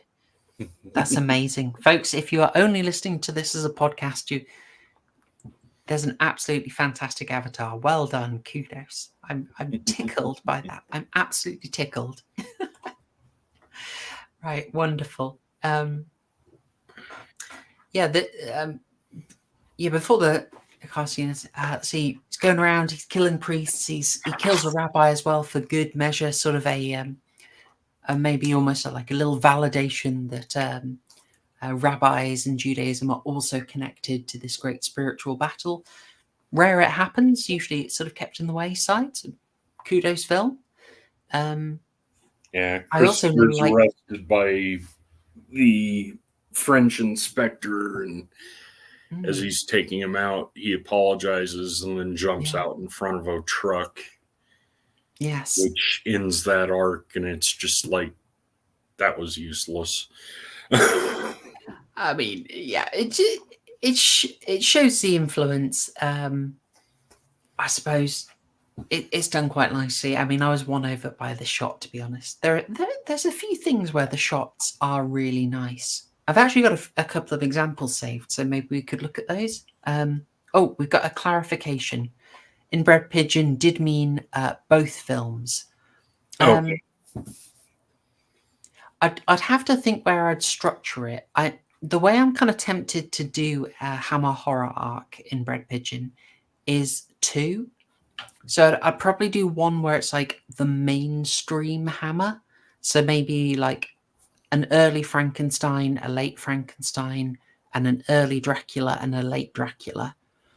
And then a separate arc, which is like the slightly more obscure Hammer. So things like The Nanny, which is really, really good. The Witches, maybe Quatermass in the Pit, and then something like The Abominable Snowman, some of their weird ones, or The Serpent or Plague of the Zombies, some of the slightly more out there ones from later in the production. So something like that might allow us to do that. Yes. The other thing about this arc, even if it wraps up fairly neatly, is that the killings do sort of have a purpose. But actually, I'm just thinking, do they have a purpose, or do they work against Mr. Frost's aim? Like, he's doing all this thing because he feels like scientism and materialism is hindering the spiritual war. Wouldn't he want priests and rabbis active? Yes, but the tragedy of the priest dying suits his end of chaos. But other than that whole arc, aside from the father dying, is kind of meh. Yeah. Sort of fits, with a Luciferian anti-father angle. So this might be a massive reach. It just sort of, and I don't have a solid take on it, but do you notice there was an orderly called Joseph who always has his uniform slightly undone so you can see a cross network and necklace. Mm-hmm. And he's pretty silent. He never really says anything. But I wondered, in the context of a spiritual movie, you have someone called Joseph who's there meant to provide, or sort of like, he's meant to be there as a sort of control figure, but he never says anything. He's there to guide people into the safety of the hospital. Yeah, but otherwise a very limited role. And maybe that suits a sort of Luciferian motive as a sort of revenge against authority. Maybe. I don't know if that idea was really developed, but it was something that bugged me while I was watching. So we're going to talk about some of the shots, I would say, where this really showed mastery. Like, I liked this. I liked this a lot.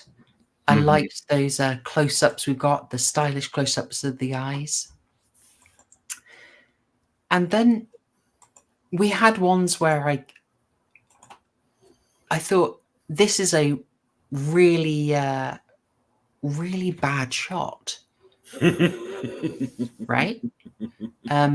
Now, the camera after this will pan. It will pan left and get her whole face.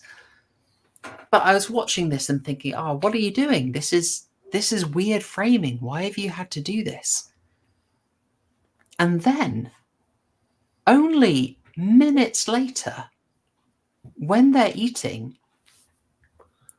this shot comes up. Right? We're side on. You can only see half her face again. And you have a painting where a woman has half the face obscured, right? Mm-hmm. I missed that shot. You have a battle between the light and the darkness, and you've got a woman who's, dealing with Mr. Frost and is being persuaded over to him. And there's a painting of a woman with the same hair color as her, and her face is half in darkness. And we're close towards the end of the movie at this point, so it's implying Mr. Frost is winning her over. Mm-hmm. And therefore, I will, I'm going a little Rob Agar in this, but I really like Rob Agar, so yeah. Well, I was talking about the scene where she was frantically driving down the road and she looks up into the mirror and she sees Frost's eyes and she crashes. That was effective. Yeah. And that's another close-up that was quite good. I don't know if you got that one. I haven't got that one, but it was a nice jolt of adrenaline to the film that needed it. I hate to say it, but I was finding the pace a bit slow. It was kind of losing me. At this point, Jeff Goldblum had kind of been doing the same thing for a while. And so he was sort of losing me at this point in the film. Yeah.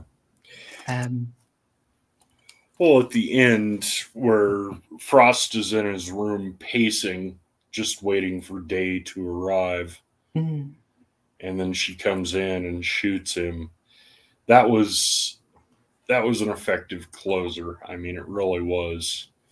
It made up for all the romance and the Christopher arc. Yeah. Just seeing that he carried out exactly what he'd planned for her. Oh, it totally worked. I mean, she's torn, isn't she?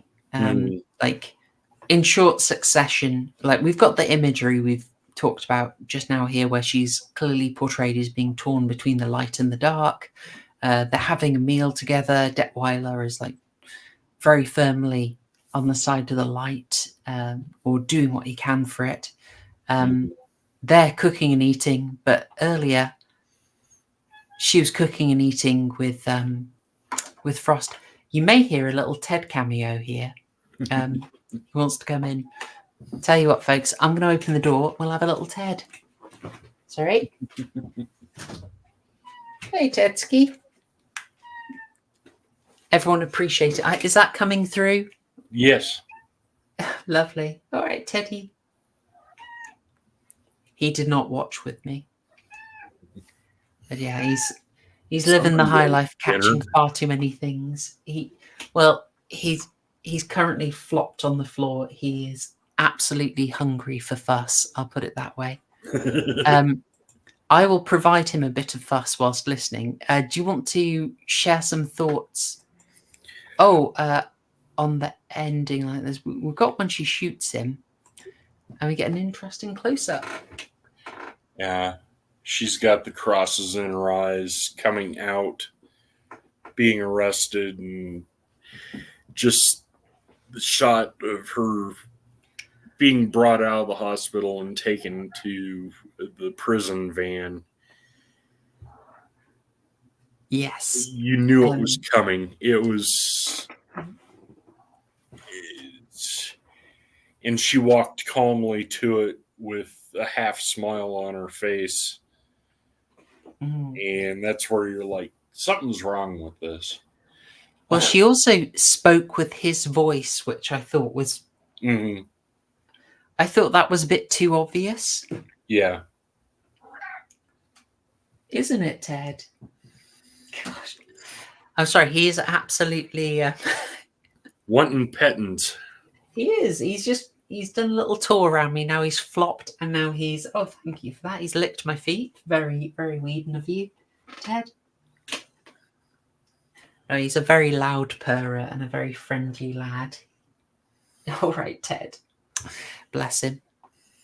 Anyway, I'm glad chat is appreciating Ted. Maybe I'll have to get a photo.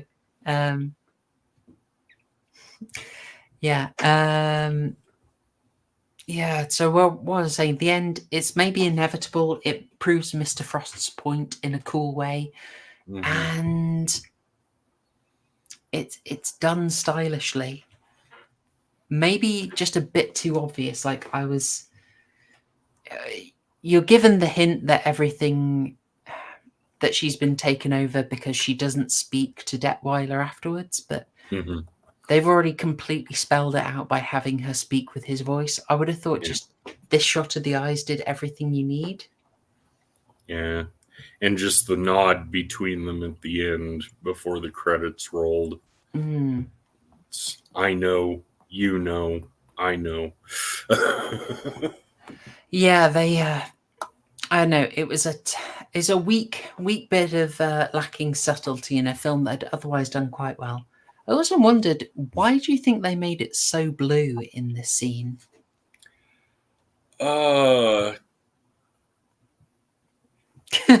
Every time Sorry, I there just saw was a meme of PHS can merch 10 autographs.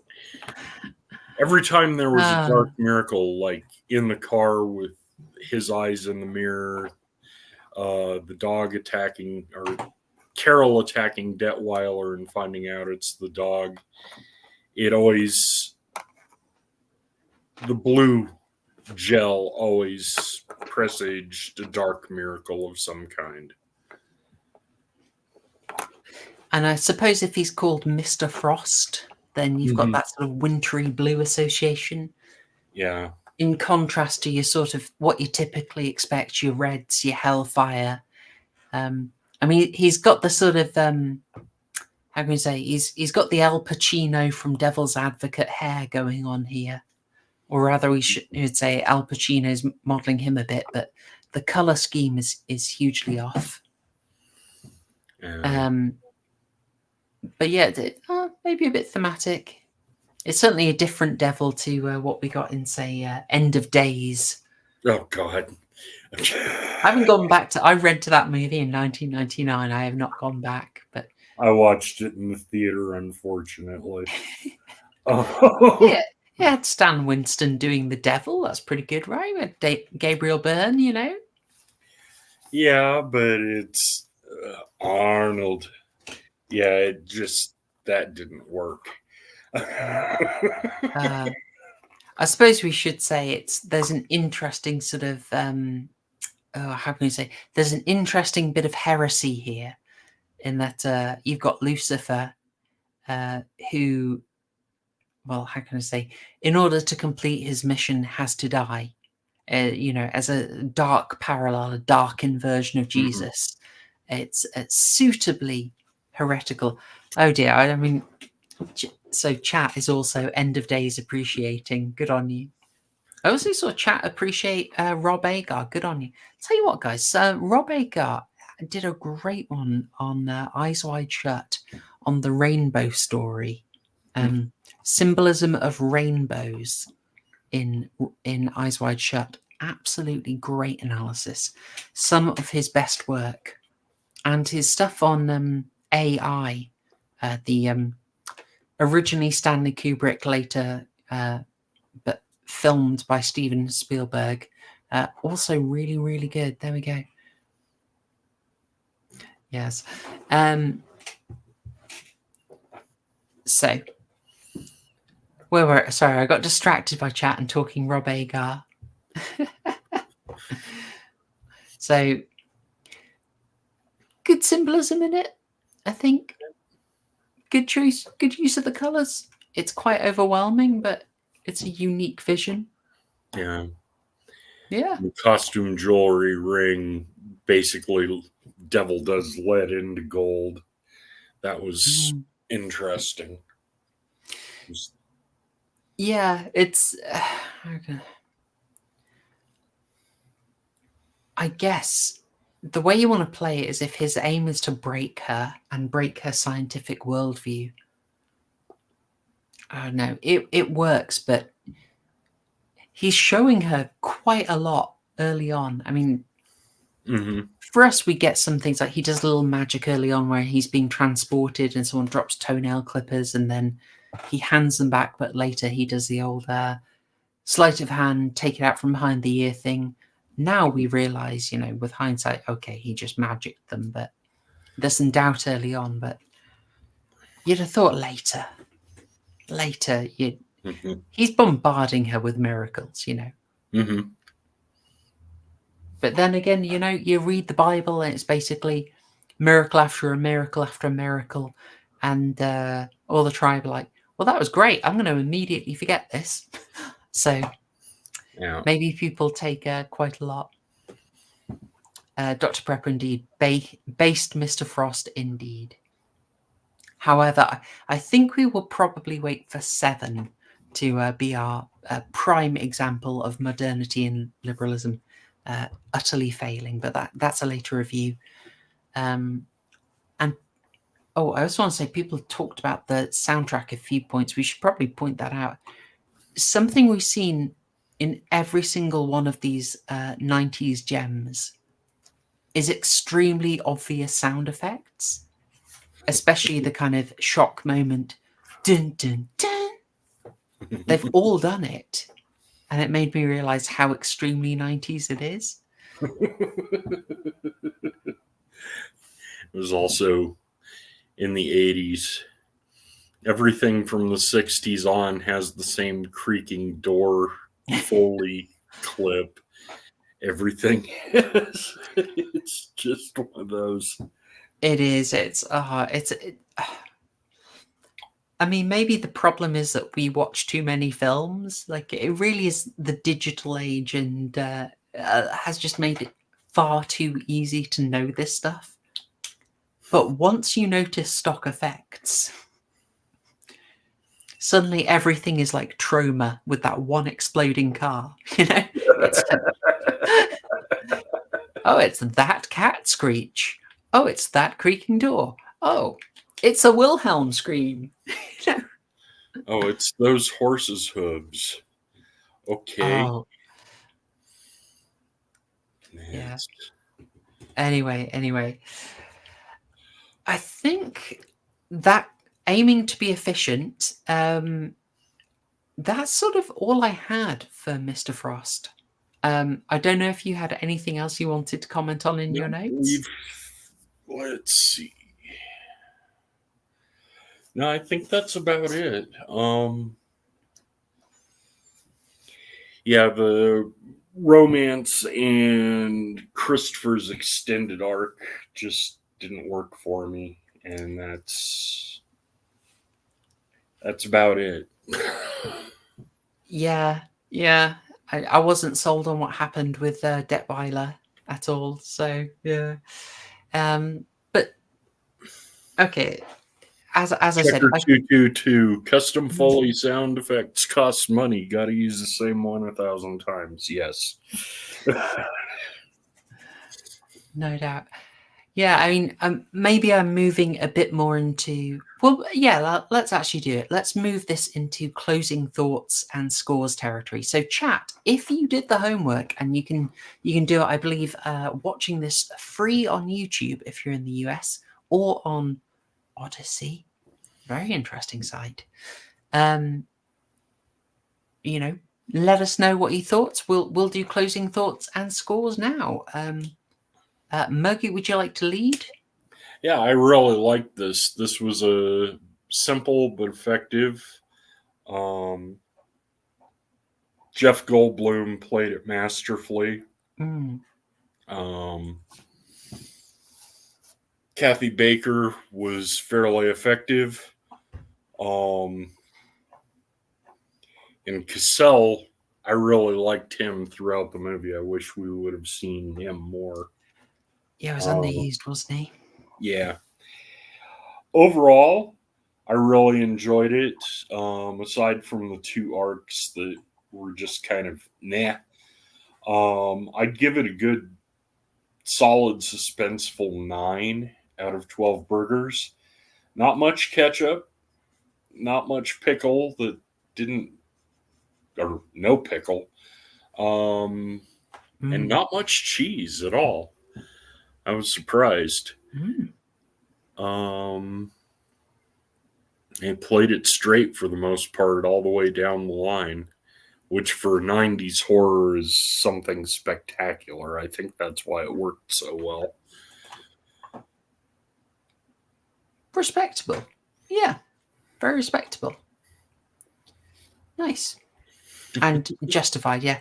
There's a, pickle on the side, but no pickle in the actual bun. So, yeah, that's fair enough. That's fair enough. As for me, we had so Yiz, Yiz gave us a 7.5 out of 11. So you got to remember Yiz rates out of 11, so that probably pushes it closer to an 8. We got an 8.5 from John Goris. We got a 9 from Patrick Batman. Excellent reference, by the way. Yes. Adam Loves Horror went for a concept 10 burgers, execution 8 burgers. Yes, very fair, very fair. Theremin Trees 9 out of 10 burgers with a meringue coating. Yes, yeah. So for my closing thoughts, as I said, I was really into this in the beginning. Lots of great touches, all concentrated in the start, in the first 25 minutes. Lovely stuff. And nice shots persist throughout the movie, but it was really concentrated in the beginning, which hooked me. I did feel it dragged, and some of the reason it dragged is that I don't feel that I'm terrible. What's her name? Main actress's name. Gosh darn it. You usually at least get the Ms. Bates. Thank you. Oh dear. Or no, Ms. Baker. No, it's Alan Bates. It's anyway, actress playing Sarah. Apologies. Yeah. I do Kathy not Baker. feel Kathy. Thank you. Yeah, Kathy Baker. So she's no Jodie Foster. She was okay, but I don't feel like she brought the dramatic force to give you that conflict of wills that was so mesmerizing in Silence of the Lambs. So it's that's dragging it down a bit, and you don't bond to enough of the other characters, I feel, and that also dragged it down. And some weirdness, like the sound effects and the dubbing, start to chip away at it. So I end up at something where, like Adam Loves Horror, I want to split the concept and the execution. But I'm still going to say it's pretty strong. It's It's very interesting. It may drag a bit, but it's given what it does and that you can have a pretty good conversation about it. I think an eight is strong. Just starts to lose you, mostly in the acting from anyone who's not Jeff Goldblum. So, yeah, 8 burgers, very little ketchup, no cheese, little bit of pickle on the side, and if you pay attention, maybe a little bit of spice, in there.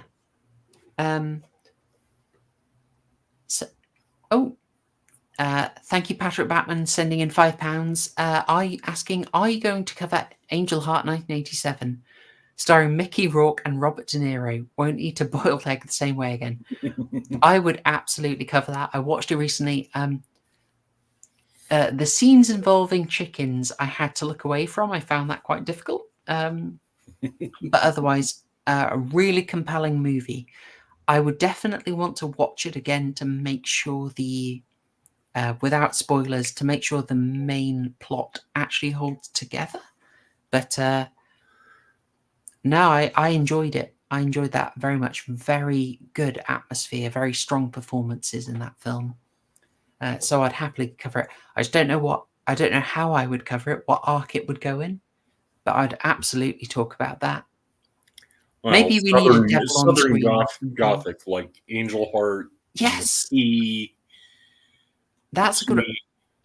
Depiction of the South is actually a really good topic to do,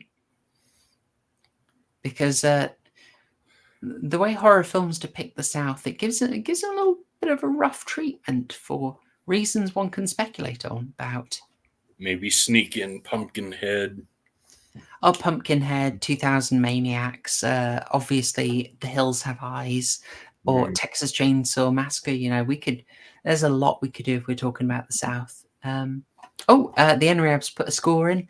Thank you again, Patrick Batman. Very much appreciated, and I really appreciate the topic that you suggested. We will be returning to it.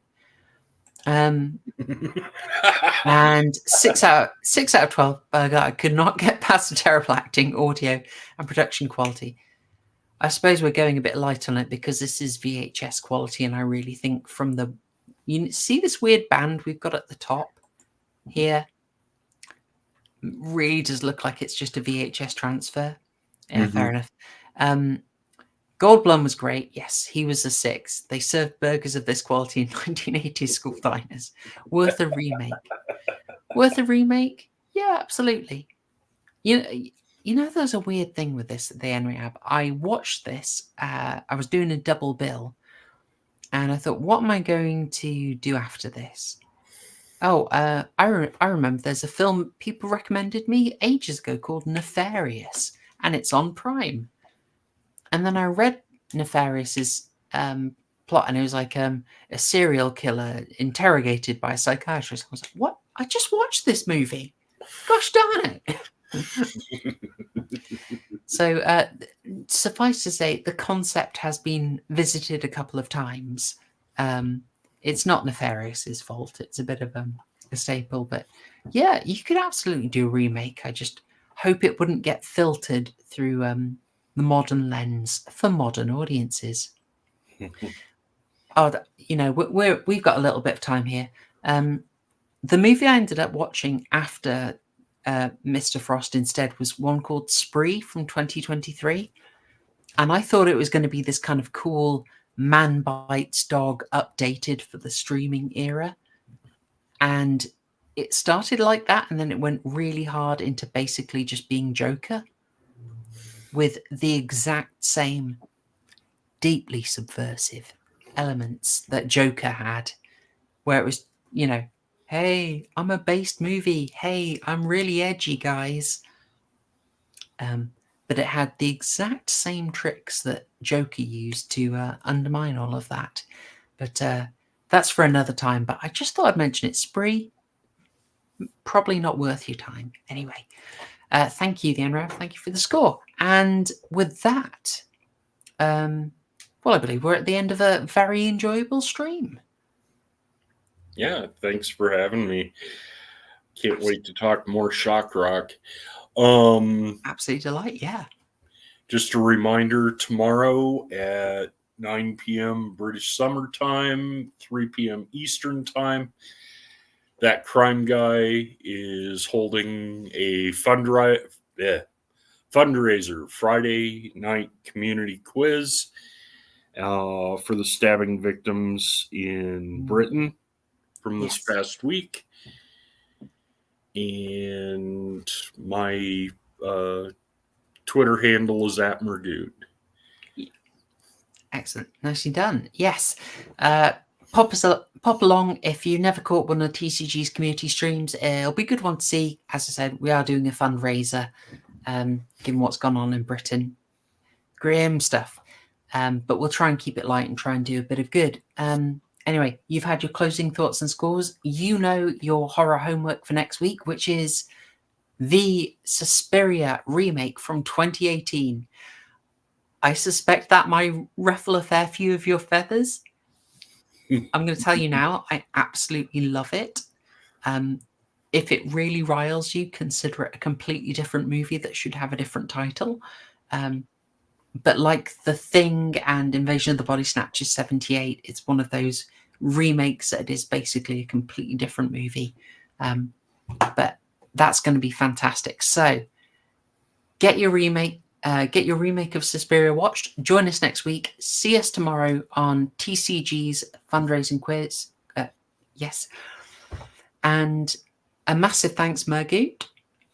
Thank you very much for having me. And thank you, chat, for making it even more enjoyable.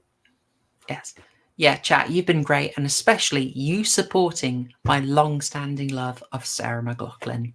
That's been a particular delight to me. All right, folks, I'm going to leave it there. You have a lovely Friday as a precursor to a great weekend, and I will see you tomorrow on that Crime Guys quiz, 9 p.m. UK time. All right. Thanks, y'all.